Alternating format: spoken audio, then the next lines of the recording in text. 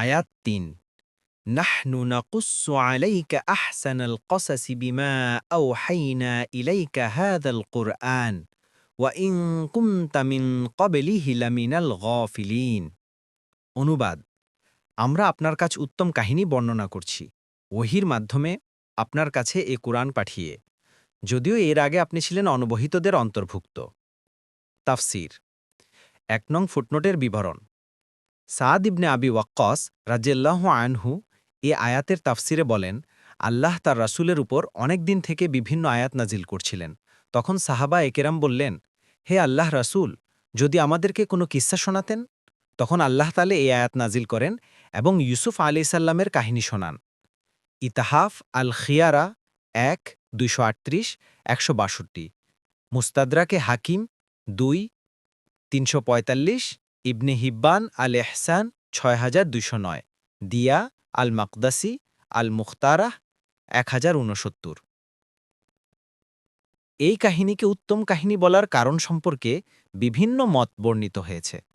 কারো কারো মতে কারণ এতে রয়েছে শিক্ষা, উপদেশ, হিকমত বা প্রজ্ঞা, যা অন্য কোনো কাহিনীতে নেই।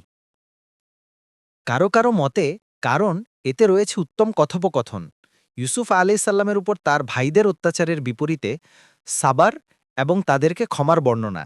কারো কারো মতে কারণ এতে রয়েছে নাবিদের কথা, সৎলোকদের কথা, ফেরেস্তাদের কথা, শয়তানের কথা, জিন, মানব, জন্তু জানোয়ার, পাখি, রাজা বাদশাদের চরিত্র, ব্যবসায়ী, আলেম, জাহেল, পুরুষ, মহিলাদের কথা, মহিলাদের বাহানা এবং তাদের ষড়যন্ত্রের কথা।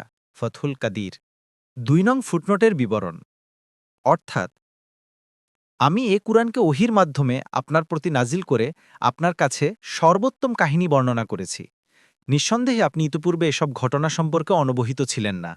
যেমন অন্য আয়াতে বলেছেন, আর এভাবে আমি আপনার প্রতি আমাদের নির্দেশ থেকে রূহ ওহী করেছি। আপনি তো জানতেন না কিতাব কি এবং ঈমান কি, কিন্তু আমরা এটাকে করেছি আলো, যা দ্বারা আমরা আমাদের বান্দাদের মধ্যে যাকে ইচ্ছার হেদায়াত দান করি। সূরা আশ-শুরা ৫২।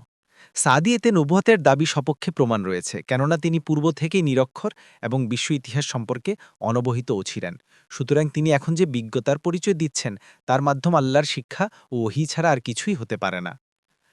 আল্লামা ইবনু কাসির এ আয়াত থেকে একটি গুরুত্বপূর্ণ তথ্য নির্দেশ করেছেন।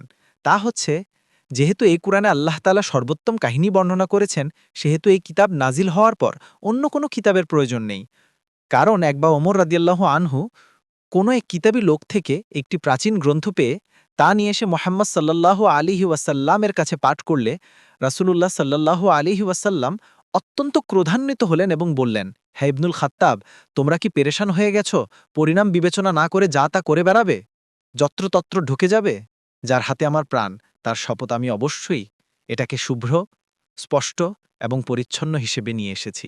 তোমরা তাদের কাছে জিজ্ঞাসা করো না, ফলে তারা তোমাদেরকে কোনো হক কথা জানাবে আর তোমরা মিথ্যা মনে করবে, আবার কোনো বাতিল কথা জানাবে আর তোমরা সেটাকে সত্য মনে করবে।